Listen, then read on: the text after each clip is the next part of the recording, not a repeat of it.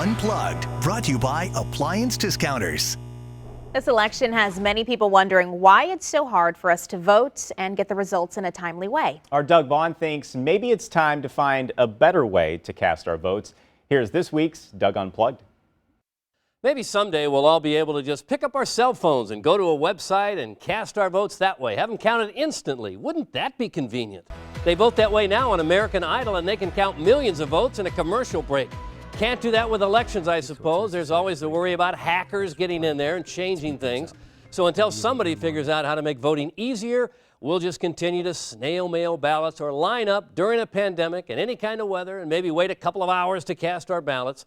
Even with in-person voting, there are people who trust gas station sushi more than the integrity of our elections. Of course, it doesn't help much when both presidential candidates put the idea of voter fraud in our heads.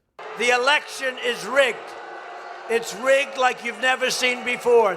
We have put together, I think, the most extensive and inclusive voter fraud organization in the history of American politics. And now they're apparently headed to court. Doesn't look like they'll have to litigate that issue they had with Sharpies in Arizona. They got that cleared up anyway. You know, we're not the only country that has these political squabbles.